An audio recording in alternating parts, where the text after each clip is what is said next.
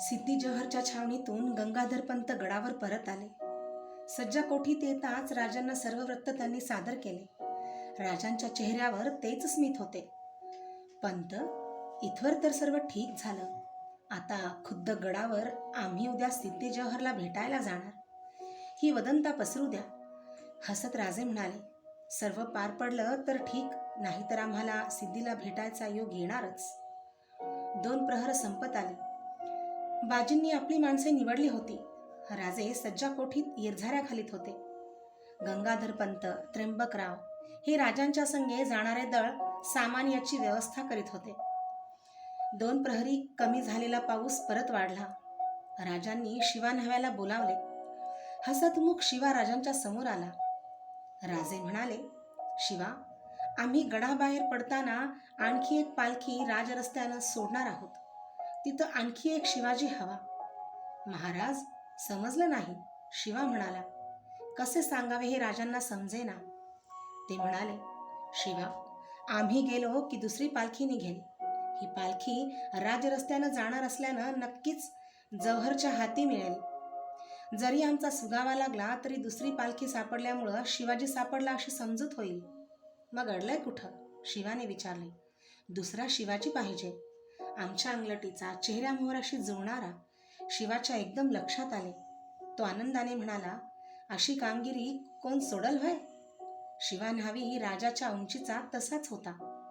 अनेक वेळा त्याच्याशी आपले साधर्म्य राजांनी बोलून दाखवले होते आणि शिवानं देखील हौसेने तशीच दाढी राखली होती. तो आला की त्याचे मित्र सुद्धा त्याला या राजे असे थट्टेने म्हणत असत. शिवाच्या निर्णयाची खात्री राजांना होती. राजे संयमित आवाजाने म्हणाले, शिवा, शिवाजी होणं इतकं सोपं नाही. तुझ्यामुळं आम्ही सुटून जाऊ, पण तू सुटणं कठीण. म्हणून आम्ही विचार करतो आहोत. शिवाने राजांचे पाय धरले. तो म्हणाला, महाराज, भवानीची शपथ आहे तुम्हाला. आता विचार बदलू नका. तुम्ही वाचाल तर लाख शिवा न्हावी जन्माला येतील. शिवाच्या जीवाचं सोनं होईल. चल तर बघू शिवाजी कसा दिसतो ते. राजांनी आपले खास कपडे शिवाला दिले. कपडे मस्तकी लावून त्याने जरीबुंदी अंगरखा चढवला. पायात चोळणा कसला. राजांनी संदूक उघडून टोप दिला. टोप चढवून शिवा उभा होता. राजांनी दुशेला आपल्या हातांनी बांधला. कमरेला रत्नजडित तलवार लावली. दुशेल्यात कट्यार खोवली. अंगावर चढणाऱ्या एक एक वस्तूबरोबर शिवा कासावीस होत होता. त्याचे हृदय धडकत होते. राजांनी मोत्याचा तुरा शिवाच्या टोप्यात खोचला आणि जरी चढाव दाखवीत राजे म्हणाले, शिवा, चढाव घाल. त्या शब्दांनी शिवा एक पाऊल मागे सरला.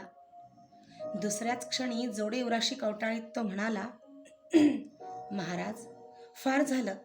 आजभर हे ओझं कसं सोसलंसा तुम्हालाच माहीत. या जोड्यांच्या जवळ उभं राहायची माझी लायकी नाही आणि हे जोडं पायात घालू? राजे कठोर बनले. शिवा, जोडे घाल. असला रडवा शिवाजी? अरे, आमची आबरू पणाला लागेल अशानं. त्या शब्दांबरोबर शिवाची छाती रुंदावली. डोळे हसरे बनले. त्यानं चढाव पायी चढवले. तलवारीवर हात ठेवीत तो म्हणाला, कोण म्हणतो आम्ही रडवे म्हणून? राजे हसले. राजांनी गळ्यातला कंठा काढला. तो शिवाच्या गळ्यात घातला. संदुकीतून कवड्यांची माळ उचलली. कपाळी लावून ते म्हणाले, शिवा, हे भोसल्यांचं खरं लेणं. भवानीचा प्रसाद. देवीच्या भक्ताची खूण. हिला कमीपणा आणू नको. कशावर फसला नाही तरी ही माळ पाहून सिद्धी फसेल. राजांनी कवड्यांची माळ शिवाच्या गळ्यात घातली. राजे मागे सरून शिवाचे रूप पाहत होते. तोच हुजऱ्या आला. तो म्हणाला, गंगाधरपंत आलेत, पाठव त्यांना आत. राजे म्हणाले, जरा पाठमोरा उभा राहा. एवढे बोलून राजे पलीकडच्या दालनात गेले. गंगाधरपंत, बाजीप्रभू आले. गंगाधरपंतांनी मुजरा केला. ते म्हणाले, राजे, सारी तयारी झाली. शिवा गरकन वळला. म्हणाला, ठीक आहे पंत, आम्ही तयार आहोत. बाजीप्रभू उद्गारले, तुम्ही? तू? शिवा हसला. राजेही बाहेर पडले. राजांनी विचारले, बाजी, कसा वाटतो प्रति शिवाजी? विश्वास बसला नाही. ज्यानं आपणाला जवळून पाहिलं नाही तो खास फसेल. पण शिवा राजे असं ढिल्या अंगानं कधी उभे राहत नाही. शिवा एकदम ताठ झाला.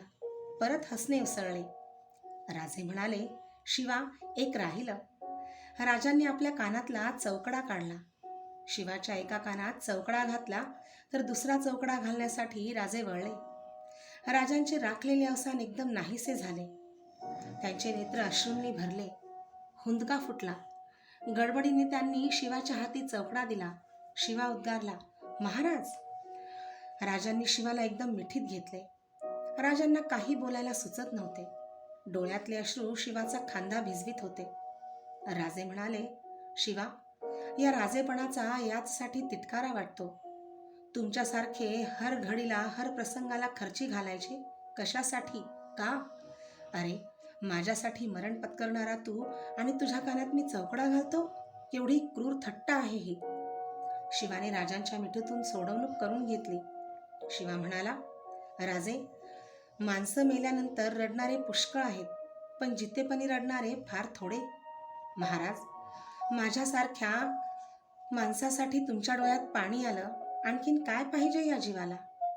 पडलेल्या एका टिपासाठी एक एक मरण पत्करीन मी. माझ्यासाठी वाईट वाटून घेऊ नका.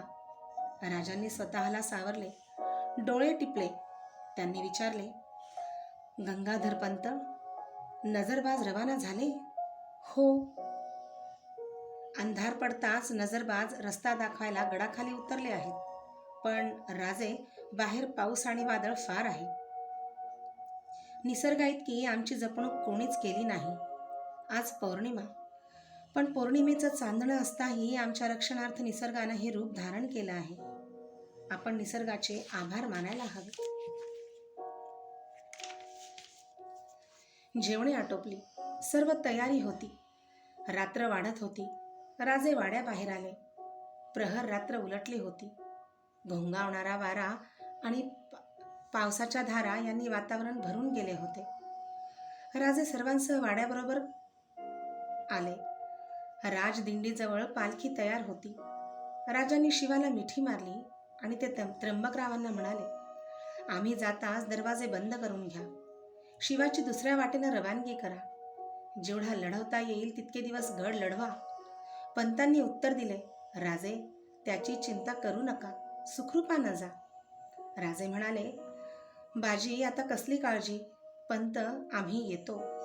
राजे पालखीत बसले. पालखी राजदिंडीने बाहेर पडली. पाठोपाठ निवडक 600 पायदळ आणि 15 उंदी घोडी अंधारातून मार्ग उतरू लागली. राजदिंडी बंद झाली. राजांच्या पाठोपाठच शिवा दुसऱ्या पालखीतून गडाखाली पाठवला गेला. पावसाच्या माऱ्यात राजांची पालखी पुढे धावत होती. पालखीबरोबर बाजी व इतर बांदल बारगीर धावत होते. पायातल्या वाहना आवाज येऊ नये म्हणून पालखीजवळ कुणाच्याच पायात वाहना नव्हत्या. घातल्या जरी असत्या तरी आडवाट्याने रानातून कोसळणाऱ्या पावसात चिखलात तुडवताना त्या टिकल्याही नसत्या. प्रत्येक क्षण मोलाचा होता. जीव घेणारा होता.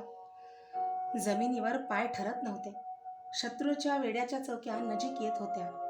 प्रत्येक 50 कदमांवर पुढे पाठवलेले हेर राजांची पुढची वाट दाखवित होते. शत्रू चौकी नजरेत येताच पालखीची गती किंचित मंदावली.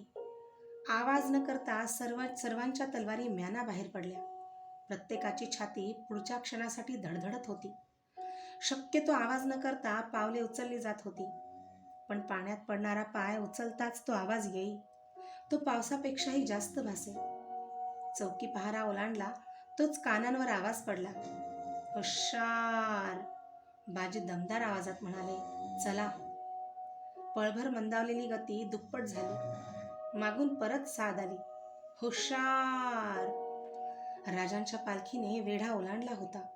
आता जिद्द आली होती. परीक्षा होती धावेची. पालखी पळवली जात होती. एकच पळापळ सुरू झाली. शब्द कानी येऊ लागले, ठहरो. पण ठहरो शब्दापेक्षा चला हा बाजीचा शब्द बळकट होता. शत्रूची खात्री झाली. एकच किलकारी मागे उठली, दुश्मन भाग गया. कैसा भाग गया? आलिशान बैठकीवर मद्याने धुंद झालेला सिद्धी जौहर नुकताच कुठे निद्राधीन व्हायचा विचार करीत होता. तोच शिवाजी पळाल्याची बातमी त्याच्या कानावर आली. डोंगर कपारीत शांतपणे तिरप्या उन्हात निद्रित झालेल्या काळ्या नागावर अचानक कुणीतरी दगड फेकतात जसा नाग उंचावतो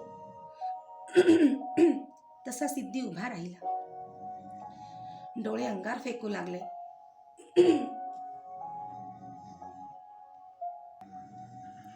डोळे अंगार फेकू लागले. बातमी घेऊन येणाऱ्या सैनिकावर तो थापडांचा वर्षाव करीत होता. तोवर फाजल मसूद खान धावत आले. फाजल म्हणाला, तरी मी सांगत होतो. खामोश! संतापाने बेभान झालेला जौहर ओरडला. त्याची संतप्त नजर वळताच फाजलचे शब्द आटले. मसूदकडे नजर वळवून सिद्दी जौहर म्हणाला, मसूद, शिवाजी का पीछा करो. आओ, शिवाजी खिरीज आमच्या समोर येऊ नको. मसूदने विलंब न करता 1000 घोडेस्वार 1000 पायदळ जमा केले. भरधाव वेगाने भर पावसातून राजांना पकडायला तो धावला. राजे बरेच अंतर मसूदने काढले, पण शिवाजी नजरेत येत नव्हता. कुठे पत्ता लागत नव्हता. अचानक एक स्वार बेंबीच्या देठापासून किंचाळला, दुश्मन दुश्मन! मसूदला अवसान चढले. मंदावलेल्या घोड्याचा वेग वाढला. पालखीला वेढा घातला गेला. मसूदने पालखीतल्या राजांना पाहिले. पालखी पळवली गेली. मसूदच्या आनंदाला सीमा नव्हत्या. मराठ्याचा राजा शिवाजी अलगद मसूदच्या हाती सापडला होता. कडेकोट बंदोबस्तात पालखी घेऊन मसूद छावणीवर आला. हे कळताच सगळ्यांचे चेहरे उजळले. सेवकाने सिद्धीला धावत जाऊन सांगितले, शिवाजी सापडला हुजूर. मसूद शिवाजीला कैद करून घेऊन आला. सिद्धीची पावले थांबली. त्याने मान वर केली. सेवकावर नजर स्थिर झाली. चिंताक्रांत सिद्धीचे आरक्त बनलेले डोळे हसू लागले. सिद्धी प्रसन्नपणे हसला. त्याचे पांढरे शुभ्र दात मोत्यांसारखे चमकले.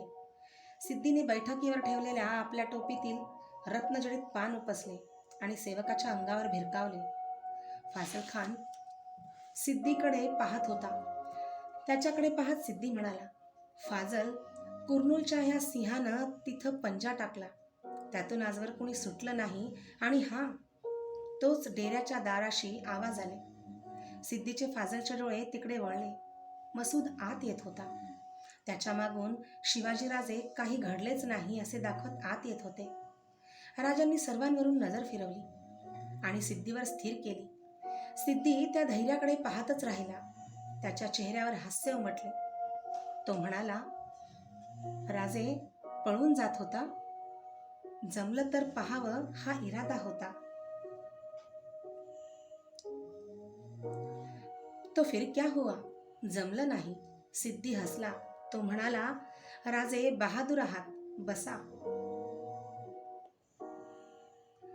शिवाजीला पाहताच फाजलचा द्वेष उफाळला होता. हाच तो शिवाजी ज्याने अब्बाजांची कत्तल केली होती आणि त्याला सिद्धी मानाने वागवतो. जौहर, फाजल ओरडला, सल्तनतीच्या ह्या शत्रूचं कौतुक कसलं करतोस? तलवारीनं मस्तक. फाजल, जबानावर. शिवाजी तुझ्या माझ्यासारखे सरदार नाहीत, ते राजे आहेत. त्यांचा निर्णय पादशहा सलामत घेतील. राजे माझे मेहमान आहेत. राजे बसावं.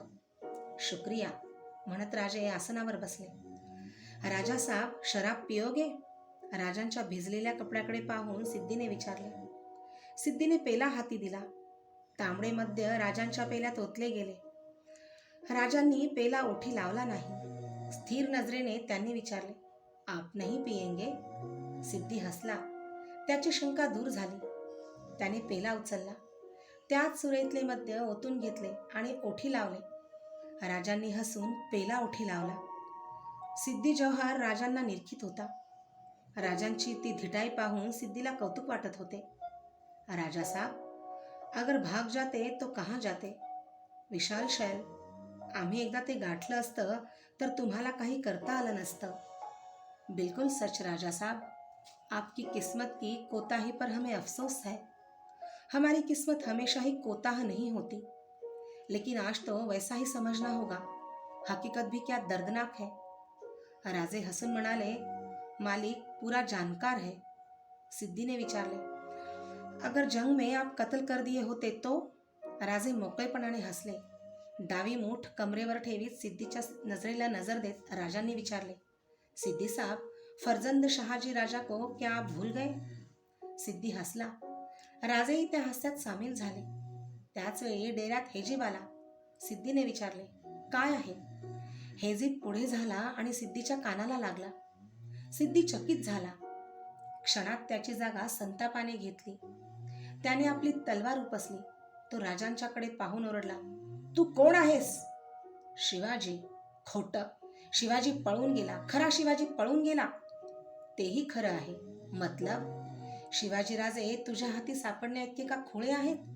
सिद्धी, अरे एव्हाना राजे खूप दूर गेले असतील. तू कोण? बोल. सिद्धीच्या नजरेला नजर देत शिवा म्हणाला, या जीवाला शिवा न्हावी म्हणतात. दगा, उद्गारत फाजल पुढे आला. संतापाने थरथरत असलेल्या सिद्धी आपली तलवार शिवाच्या छातीवर टेकवीत ओरडला, याचा परिणाम माहीत आहे? थंडपणाने ती तलवार बाजूला सरकवीत शिवा म्हणाला, ते माहीत नसतं तर कशाला इथं आलो असतो? एवढी जीवाची भीती असती तर पालखीत देखील हीच कट्यार कमरेला होती. हरामखोर, फाजल ओरडला. शिवा हसला. म्हणाला, फाजल, आता संतापून काय उपयोग? राजे केव्हाच गेले. प्रहरभर का होईना पण राजांचे कपडे अंगावर चढले. सोंगातला का होईना पण शिवाजी बनलो. बस, जीवाचं सोनं झालं. खामोश कमबख्त, सिद्धी ओरडला आणि त्याने आपली तलवार सरळ शिवाच्या छाताडात भोसकली. तलवारीचे पाते रक्ताने न्हाले. शिवाच्या चेहऱ्यावर तीव्र वेदना उमटून गेली. तलवार निघालेल्या जागी त्याने डावा पंजा दाबला. उजव्या हाताने डेऱ्याचा खांब पकडला. तोलसावरीत हसण्याचा प्रयत्न करीत शिवा म्हणाला, सोंगातला शिवाजी झाला म्हणून काय तो पालथा पडेल? राजे, मुजरा, असे म्हणत शिवा उभ्या दंडीच्या आधाराने खाली घरंगळला. राजे पळून गेल्याची खात्री होताच खानाच्या छावणीत पुन्हा गोंधळ उडाला. स्वतःचे कौतुक करून घेत बसलेला मसूद आपण आणलेला शिवाजी खोटा शिवाजी आहे हे कळताच हताश झाला. संतापाने त्याने पुन्हा फौज गोळा केली आणि मध्यरात्रीनंतर तो विशाळगडाच्या वाटेला लागला. सिद्धी जौहरला नक्की काही उमजत नव्हते. कदाचित खरा शिवाजी अजून गडावरच असेल अशी शंका येऊन या गोंधळात विस्कळीत झालेला वेढा परत आवळून तो स्वतः गडाजवळ राहिला. विशाळगडाच्या वाटेवर कुठेतरी पहाट होत होती. राजांची पालखी दौडीनं पळवली जात होती. पालखी पुढे मागे पळणारे वीर सारखी मागे पुढे नजर टाकीत होते. वादळ कमी झाले होते पण पाऊस होताच. राजे पालखीच्या गोंड्याला धरून पालखीत बसले होते. ऊर फुटेपर्यंत माणसे सारखी पळत होती. पालखीची माणसे पळता पळता बदलत होती. खालच्या चिखलातून पावलांचा अखंड नाद उमटत होता. आपल्यासाठी घेतले जाणारे कष्ट पाहून राजांचे डोळे बसल्या जागी भरून येत होते. विशाळगड अजून फार दूर होता.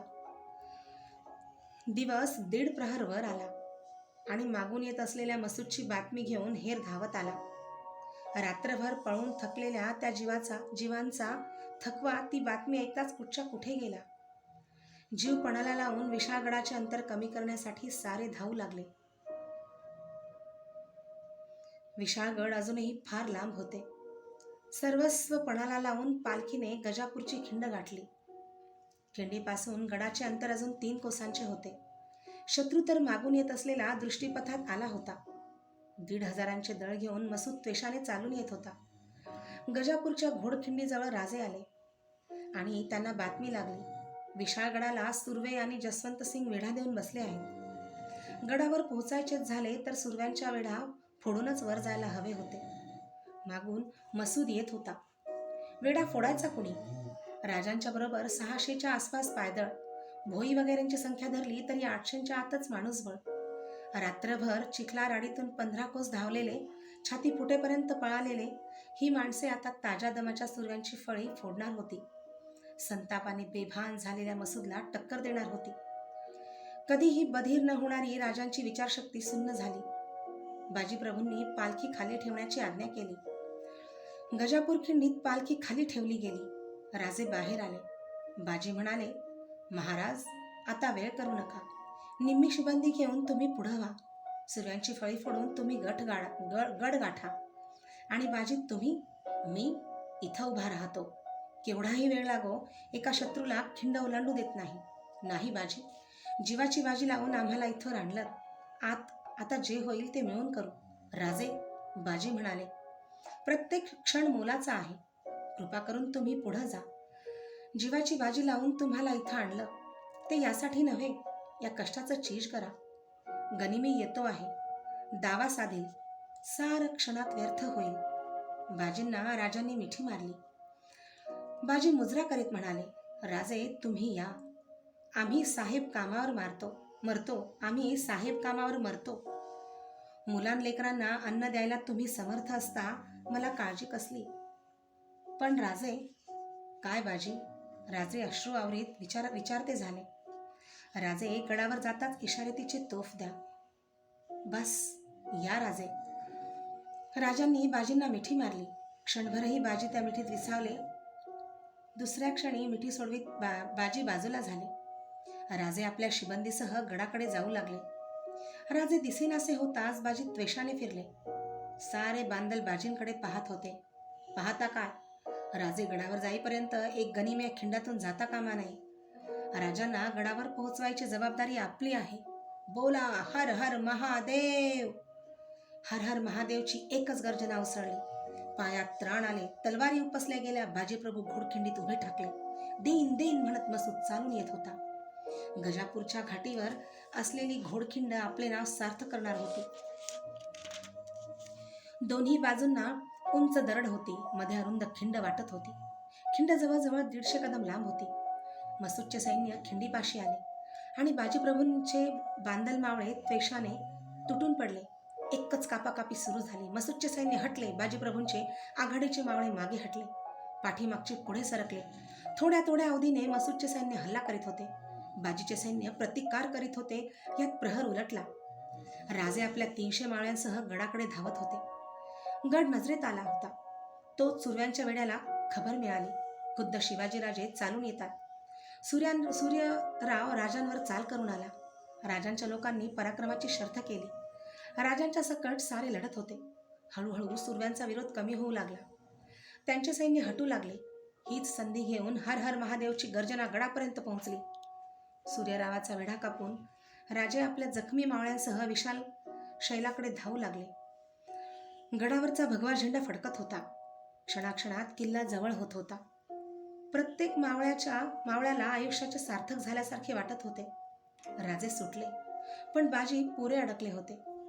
बाजीची 300ची फौज आता निम्मीही राहिली नव्हती.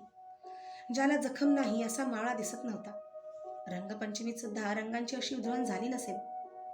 बाजी रक्तबंबाळ झाले होते. पागोटे केव्हाच पडले होते. बलदंड शरीराचे बाजी शत्रूवर त्वेषाने फिरंग चालवित होते. डोईच्या संजाबातून मानेवर शेंडीचा झुपका रुळत होता. बाजींना रणचंडिका प्रसन्न झाल्याचा भास होत होता. 3 प्रहर होत आले तरी खिंड काबीज होत नव्हती. दरड चढण्याचा प्रयत्न केला तरी त्यात यश येत नव्हते. मसूद संतापला होता, पण त्याचे काही चालत नव्हते. लढाईचे असे रूप त्याने आजवर पाहिले नव्हते. आत्तापर्यंत खिंडीवर तुटून पडणारे लोक खिंडजवळ तास बचावाचे धोरण धरीत दबकत पुढे सरकत होते. बाजींनी आता विटा हाती घेतला होता. खिंडीपासून काही अंतरावर विटा गनिमाचा वेध अचूक घेत होता. खिंडीच्या दारात अजिंक्य आत्म्यांचे कडे उभे ठाकल्याचा भास होत होता. मसूदने बंदूक आणायला फरमावले. बंदूक आणली गेली. नेमबाजाने नेम धरला आणि बार झाला. गोळी छाताडाला लागली. बाजी त्या धक्क्याने मागे सरकले. बाजींना मागे आणले गेले. मावळे पुढे सरकले. खिंड परत अजिंक्यच राहिली. बाजी शुद्धीवर आले. वर धुरकट आकाश दिसत होते. त्यांनी विचारले, तोफ झाली? नकारार्थी माना हल्ल्या. बाजी उठू लागले. जखमांनी भरलेल्या वरमे झालेल्या घावाने घायाळ बनलेल्या बाजींना कोणीतरी म्हणाले, बाजी तुम्ही उठू नका, आम्ही खिंड राखतो. तोफ झाली नाही म्हणत सारे बळ एकवटून बाजी उठले. त्यांनी माणसांना बाजूला सारले. धडपडत हातातल्या विट्यावर तोल सावरीत बाजी झोकांड्यात देत गरजले, गोळी लागली म्हणून काय झालं? राजे गडावर पोहोचले नाही आणि बाजी मरतो? बाजी वाट काढीत खिंडीच्या प्रवेशद्वारापाशी गेले. बाजींनी विटा हाती पेलला. रक्तबंबाळ बाजी समोर दिसताच पुढे येणारे गणी मागे हटले. तोच गडावरून तोफेचा आवाज आसमंतात कडाडला. बाजींच्या चेहऱ्यावर हसू उमटले. बाजी पुटपुटले. राजे गडावर पोहोचले. आपली फत्ते झाली. बाजी कोसळले. मसूदचे सैन्य तुटून पडले. गेले 7 प्रहर मृत्यूशी झुंज देणारी बांदल सेना कृतार्थ झाली. तिचे बळ सरले. घोडखिंडीत सर्रास कापाकापी झाली. सारे मावळे निर्दयपणे कापले गेले. पण कुणाला खेद नव्हता, खंत नव्हती. राजे सायंकाळी विशाळ गडाच्या दरवाजाशी पोहोचले. दरवाजा उघडला गेला. राजांच्या स्वागताची नौबत झडली. दरवाजा लावून घेतला गेला. राजांना आलेले पाहून गडावर एकच उत्साह संचारला. राजांच्या आज्ञेने तोफ डागली होती. राजे सुखरूपपणे गडावर आले याचा एकच आनंद उसळला होता. राजांच्या बरोबर गडावर आलेले मावळे पुरे थकले होते. ज्यांच्या अंगावर वार नाही असा एकही मावळा दिसत नव्हता. गेल्या 7 प्रहरांच्या श्रमांचे सार्थक साऱ्यांच्या तोंडावर उमटले होते. राजांनी किल्लेदारांना विचारले, किल्लेदार, गडाची काय हालत आहे? महाराज, गड मजबूत आहे. शिबंदीही भरपूर आहे. तुमच्या विहिरी आहेत ना? जी, भरपूर आहेत. आमचे सांगाती जखमी झालेत. त्यांच्या जखमांना तूप लावा. कोणी नाकारलं तर सांगा, आम्ही येऊन ते काम करू. गेले 7 प्रहर कुणाच्या तोंडात घास नाही. साऱ्यांना जेवण देऊन विश्रांती द्या. प्राणपणाने लढणाऱ्या मावळ्यांना जखमांच्या वेदनांची फिकीर वाटत नव्हती. पण औषधोपचार नकोसा वाटत होता. जुने कुजलेले तूप हा एकच त्यावेळी जखमेवर जालीम उपचार होता. तुपाने जखमा कोरड्या राहत, पू धरत नसे. बघता बघता जखम भरून येई. पण ते तूप लावले की होणारी आग मात्र भयंकर असे. मीठ किंवा भगवती सुद्धा कमी दाहक. तूप लावून घ्यायला सारे कचरत. त्यामुळे ती आज्ञा राजांनी दिली होती. राजांनी विश्रांती घेतली नाही. मावळत्या धुसर प्रकाशात ते पाहत होते. गजापूरची खिंड शांत होती. त्या बाजूने गडावर येणाऱ्या कुणाची जाग नव्हती. राजे चिंतातूर झाले होते. विशाळगडावर वेढा देऊन बसलेल्या सुरव्यांचा संताप मनात उफाळत होता. राजांनी आपले लोक म्हणून सुरव्यांची गय केली होती. तेच सुरवे खानाचे सरदार बनून आज राजांच्यावर शस्त्र उगारायला धजले होते. राजे विशाळगडाच्या वाड्यात आले. किल्लेदारांनी सर्व सोय लावली होती. राजांचे सामान आणि खजिना महादेवाने व्यवस्थित लावून घेतला होता. राजे महालात बैठकीवर बसले होते. सारे वातावरण चिंतातूर झाले होते. गजापूर खिंडीत काय घडले हे सर्वांना कळत होते. पण बोलून दाखवण्याची हिंमत एकालाही नव्हती. किल्लेदार आले. त्यांच्या पाठोपाठ एक जखमी बांदल सेवकांच्या आधाराने आणला जात होता. राजे उठले. त्यांनी त्या रक्तबंबाळ सेवकाला सावरून आपल्या बैठकीवर बसवले. त्या जखमीला ग्लानी येत होती. थंड पाण्याचा शिडकाव त्याच्या मुखावर केला होता. मशाली जवळ आणल्या. त्या जखमीने डोळे उघडले. राजांनी पाहताच तो उठू लागला. राजांनी त्याला सावरले. राजे म्हणाले, सांग. राजे, बाजी लढले. तोफ ऐकायला जीव घोटाळत होता. नव्या जखमेला अंगावर जागा नव्हती. मसूदनं बंदूकवाला पुढं केला. बाजींना गोळी घातली. जखमीने श्वास घेतला. राजे भरल्या आवाजाने विचारते झाले, काय झालं? बाजी पडले. आम्ही त्यांना मागे नेलं. खिंड लढतच होती. गोळी छाताडाला वर्मी लागली होती. बाजी शुद्धीवर आले. त्यांनी विचारले, तोफ झाली? आणि अद्याप तोफ झाली नसल्याचं त्यांना समजलं. बाजी म्हणाले, राजे अजून कसे गडावर जात नाहीत. बाजी तसेच उठले. कुणाला आवरेना. विटा घेऊन खिंडीच्या तोंडाला ते जात होते. बाजी म्हणाले, राजे गडावर गेले नाहीत. गोळी लागली म्हणून काय झालं? राजे गडावर गेले नाहीत तर बाजी कसा मरतो? राजांचे टिपे गळत होते. ऊर कोंडला होता. साऱ्यांची तीच स्थिती झाली होती. जखमी सांगत होता, तोच तोफ झाली. ती ऐकताच बाजी ओरडले, राजे गडावर गेले. आपली फत्ते झाली. राजे मुजरा आणि बाजी कोसळले. साऱ्यांचंच अवसान सरलं होतं. मसूद चालून आला. सारे कापले गेले. मी खिंडीत होतो तसाच आलो. राजे आपली फत्ते. जखमीने मान टाकली. हुंदके देत राजांनी जखमीची मान बैठकीवर ठेवली. राजे उभे राहिले. आपला दुशेला सोडून त्यांनी जखमीवर पांघरला. राजे म्हणाले, बाजी, तुम्ही गेलात. घोडखिंड पावन केलीत. किल्लेदार, घोडखिंडीचं नाव पावनखिंड ठेवा. दुसऱ्या दिवशी राजे तटावरून पाहत होते. मसूद आणि सुर्वे मोर्चे उभारण्याच्या तयारीत गुंतलेले होते. गडाचा वेढा देण्याची तयारी राजांनी ओळखली. किल्लेदारासह ते वाड्यात आले. राजांनी आज्ञा दिल्या. त्या रात्री गडाच्या दोन्ही बाजूंनी सैन्य चुपचाप उतरले. सुर्वे अथवा मसूद यांना राजे खाली येऊन हल्ला करतील असे वाटले नव्हते. चांदण्या रात्री वादळ वाऱ्यात काकडत असलेल्या मसूद आणि सुर्वे यांच्या सैन्यावर मराठे तुटून पडले. एकच गोंधळ, एकच कापाकापी झाली. बेसावत छावणीची त्रेधा तिरपीट उडून गेली. तेवढ्यात दोन्ही बाजूंना गोंधळ माजला होता. किती शत्रू आहे याचा अंदाज लागत नव्हता. मसूद सुर्वे भयभीत झाले होते. राजांचे सैन्य जसे चुपचाप उतरले तसेच कामगिरी फत्ते करून ते परत गडावर गेले. सकाळ झाली तेव्हा मसूद सुर्वे यांची छावणी भयभीत नजरेने गडाकडे पाहत होती. विशाळ गडावर मोर्चे बांधून इतके दिवस झाले होते, पण आजवर गड शांत होता. राजांनी विचारले, किल्लेदार, गडावरून तोफा डागल्यात कधी? नाही महाराज, आपण तिकडे वेढ्यात होता. इकडे धामधूम माजवून उपयोग होणार नाही असं वाटलं. चांगलं केलं. आता वेळ न करता बुरुजांच्या तोफा डागायला सांगा. किल्लेदाराच्या सर्व लक्षात आले. तो तातडीने बाहेर गेला. गडावरच्या बुरुजावरच्या तोफांची जागा राजांनी पाहिली. ज्या ठिकाणी मोर्चे तोफांच्या पल्ल्यात होते अशा अनेक जागा होत्या. राजांनी त्या जागांच्या तोफांना बत्ती द्यायचा हुकूम दिला. एकाच वेळी 4 बाजूंच्या तोफा धडाडल्या. वेढा मोर्चे कुठच्या कुठे विस्कटले गेले. रात्रीच्या प्रकारानंतरचा हा प्रकार म्हणजे कळस होता. मसूद सुर्वे आपापल्या सैन्याची धावपळ बघत होते. राजे हसत होते. मसूदने तो अवघड किल्ला पाहिला होता. सुर्व्यांना सोडून तो परत सिद्दी जव्हरकडे जायला निघाला. सुर्वे एकटे वेढा द्यायला तयार नव्हते. दोघांनीही वेढ्याचा नाद सोडला आणि थोड्याच दिवसात वेढा उठून ते सिद्दी जव्हरकडे गेले. राजांची वाट मोकळी झाली. राजांना आता काळजी होती शास्ता खानची. राजे राजगडाकडे निघाले.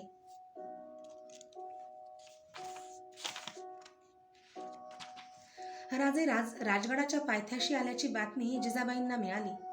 कैक महिन्यांनी राजे गडावर येत होते. अनेक मोहिमा पार पाडून संकटांना तोंड देऊन राजे येत होते.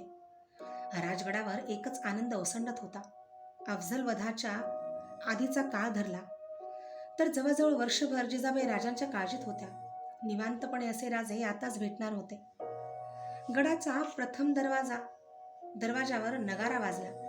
पुतळाबाई राणीसाहेबांनी संभाजीराजांना कपडे करून त्यांना मासाहेबांच्या महालात आणून सोडले. जिजाबाई संभाजीला म्हणाल्या, शंभूराजे, तुमचे आबासाहेब येत आहेत. त्यांना सामोरे जा. संभाजीराजे हुजऱ्याबरोबर बाहेर आले. मोरोपंत पिंगळे, सोनोपंत सारे तयार होते. सर्वांसह शंभूराजे वडिलांचे स्वागत करायला वाड्याबाहेर आले. बालेकिल्ल्याच्या दरवाजात राजे आले आणि त्यांची नजर शंभूराजांवर गेली. राजांनी शंभूराजांना कवटाळले. त्यांना उचलून घेऊन राजे बालेकिल्ल्यात आले. जिजाबाईंना पाहताच राजे थांबले. शंभूबाळांना त्यांनी खाली उतरवले. राजांनी जिजाबाईंचे पाय शिवले. जिजाबाईंनी राजांना मिठीत घेतले. जिजाबाई उद्गारल्या, शिवबा, मासाहेब, तुमच्या आशीर्वादानं आम्ही सुखरूप परत आलो. राजे, आमची प्रत्येक रात्र इकडे वैऱ्याची गेली. खरं सांगू मासाहेब, आम्हाला स्वराज्याची आता काळजी वाटत नाही. कारण दप्तरावर तर आपलं लक्ष आहेच. प्रसंग पडला तर मोहिमेला सुद्धा सज्ज होता हे आम्हाला नवीन समजलं. जिजाबाई लाजल्या. त्या म्हणाल्या, आई झाला असता म्हणजे कळलं असतं. पन्हाळ्याला अडकून पडलात, काही सुचेना म्हणून स्वतः निघालात. तेवढं नव्हे तर आम्ही वेड्यात असता शास्ताखानावर फौज पाठवली हे ऐकून तर आम्ही धन्य झालो. चला राजे, पुष्कळ बोलायचं आहे, विचारायचं आहे. जिजाबाईच्या सह राजे वाड्यात आले. सायंकाळी जिजाबाई आणि शिवाजीराजे बोलत बसले होते. शेजारी महादेव उभा होता. राजे म्हणाले, मासाहेब, हा तुमचा नजरबाज वेळीच गडावर आला नसता तर मात्र प्रसंग बाका होता. जिजाबाई म्हणाल्या, राजे, एवढे नजरबाज सोडले पण कोणीच आत जाऊ शकलं नाही. सारे परत आले. महादेवाला राजे म्हणाले, महादेव, आम्ही कुठेही असलो तरी तू आमचा पत्ता लावू शकशील यात आम्हाला संशय नाही. तेव्हा आजपासून आम्ही तुझं नाव नजरबाजांच्या यादीतून कमी करीत आहोत. जिजाबाई राजांच्याकडे पाहत होत्या. महादेव घाबरला होता. तो म्हणाला, महाराज. महादेव. राजे हसले. आता आमची जबाबदारी वाढते आहे. आमच्याजवळ तुझ्यासारखी हरहुन्नरी माणसं असायला हवी. कोणता प्रसंग केव्हा येईल हे सांगता येत नाही. तेव्हा यापुढं तुझी नेमणूक आमच्या खास रक्षक दलावर करीत आहोत. इतक्यात नेताजी पालकर आणि कान्होजी जेधे आल्याची वर्दी आली. नेताजी राजांच्या समोर यायला भीत होते. पन्हाळगडाचा वेढा नेताजी फोडू न शकल्यामुळे राजांच्या समोर यायला नेताजी कचरत होते. त्यामुळे कान्होजींना घेऊन नेताजी गडावर आले होते. कान्होजींच्या सह नेताजी महालात आले. मुजरा करून दोघे उभे राहिले. नेताजी राजांची नजर टाळीत होते. मासाहेब, राजे म्हणाले, आमचे सेनापती आमच्यासमोर यायला संकोच करतात. म्हणून कान्होजींचं पाठबळ घेऊन नेताजी काका हजर झाले आहेत. कान्होजी गडबडले. म्हणाले, आपण येणार म्हणून बातमी आली. गडावर यायला निघालो होतो. वाटेत नेताजी भेटला म्हणून मिळून आलो. कान्होजी, इतक्या सहजासहजी का सांगाती सापडतात? नेताजी, आम्ही जेव्हा हुकूम पाठवला तेव्हाच पन्हाळा गाठला असता तर वेळात 2 महिने आम्हाला खिचपत पडावं लागलं नसतं. तुमच्याही फौजेची झालेली हानी, झालेला पराभव आम्हाला पाहावा लागला नसता. लढाईत क्षणाला महत्त्व असतं. क्षणाचा अवधी सुद्धा जय पराजय ठरवू शकतो. तिथं असं गाफील राहून चालत नाही. कसूर नसेल तर जय पराजयाचं आम्हाला काही वाटत नाही. तुम्ही शहापूरचा केलेला पराक्रम आम्ही ऐकला आहे. त्या धाडसाबद्दलचं तुमचं कौतुक करावं तेवढं थोडं आहे. त्या बोलानं नेताजींना धीर आला. त्यांच्या चेहऱ्यावर परत हास्य विलसले. राजे म्हणाले, त्याहीपेक्षा एक कामगिरी अशी बजावलीत की ज्यासाठी 100 गुन्हे माफ व्हावेत. खुद्द मासाहेब आमची सुटका करण्यासाठी निघाल्या होत्या. त्यांना तुम्ही परावृत्त केलं, आमचं छत्र राखलं. कान्होजी, मासाहेबांच्या देखत तुम्हाला एक विनंती करायची आहे. आज्ञा करावी महाराज. कान्होजी, अफजल वधानंतर आम्ही तुम्हाला आमच्या दरबाराचं मानाचं पहिलं पान दिलं होतं, आठवतं? जी. पन्हाळगडावर आम्ही वेड्यात सापडलो होतो. सुटकेचा मार्ग काही दिसत नव्हता आणि हा महादेव गडावर अचानक अवतरला. गड सोडण्याचा बेत पक्का झाला. बाजीप्रभू देशपांडे आज आठवण आली तरी मन कालवतं. त्यांनी आमची जोखीम उचलली आणि गडावर तुफान असता आम्ही गड सोडला. पन्हाळगडापासून खेळण्यापर्यंत 14 कोसांचं अंतर, दिवस रात्रीची उपास तापासाची, चिखल पाण्याची कशाची पर्वा न करता आमची पालखी अखंड पळवली जात होती. घोडखिंडीजवळ मागून आलेल्या गनिमांनी आम्हाला गाठलं. प्रसंग बाका. खेळण्याला सुर्वे वेढा देऊन बसले याची कल्पना नाही. मागपुढं प्रबळ शत्रू उभा होता. अखंड 7 प्रहर धावलेली उपाशी बांधल सेना घेऊन बाजी खिंड लढायला सज्ज झाले. आम्हाला म्हणाले, राजे, तुम्ही गडावर जा. तुम्ही पोहोचल्याची तोफ ऐकू येईपर्यंत एकाही गनिमाला पुढं सोडणार नाही. साहेब कामी आम्ही मरतो. निम्म्या शिबंदीनं आम्ही गड गाठला, पण बाजी निम्म्या शिबंदीसह खर्ची पडले. कोणी वाचलं नाही. राजांच्या बरोबर ते ऐकणाऱ्यांचे डोळे पाण्याने भरले होते. स्वतःला सावरून राजे म्हणाले, कान्होजी, बाजी तर गेले, पण त्यांचा पराक्रम, त्यांचं सार्थक कसं व्हायचं? आमच्या दरबाराचं पहिल्या मानाचं पान बाजीच्या घराण्याला मिळावं अशी आमची इच्छा आहे. अर्थात तुमची इच्छा असेल तर. कान्होजी हसले. मग राजे, त्यात एवढा विचार कसला करता? बाजींच्या पराक्रमांमुळे तुमचे पाय आम्हाला दिसले. आम्ही आनंदानं पहिल्या पानाचा मान सोडतो. राजे उठले. कान्होजींना अत्यंत आदराने मिठी मारीत राजे म्हणाले, खोट्या मानासाठी हवी ती लाचारी पत्करायला मागं पुढं न पाहणारे आपण मराठे, कान्होजी, तुमच्या ह्या कृपेनं तो कलंक आज धुवून निघाला. नेताजी म्हणाले, महाराज, चाकणला संग्रामदुर्गावर शास्ताखानानं वेढा घातला आहे. फिरंगोजी आज 1.5 महिना गड लढवीत आहेत. त्यांना तातडीनं काहीतरी मदत करायला हवी. आमच्या लक्षात आहे. आपण त्याचा उद्या निर्णय करू. निदान आजचा दिवस तरी आम्हाला मासाहेबांच्या संगतीत काढू द्या. सोयराबाई आत आल्या. त्या म्हणाल्या, ताटं करू देत ना? जरूर. आज आनंदाचा दिवस आहे. नेताजी, कान्होजी हेही आमच्याबरोबर पंक्तीला बसतील. रात्री पंगत बसली होती. पंक्तीवर नजर ठेवण्यासाठी समोर पाटावर जिजाबाई बसल्या होत्या. जेवता जेवता राजे एक एक आठवण सांगत होते. सारी पंगत भान हरपून राजांचा बोल मनात साठवी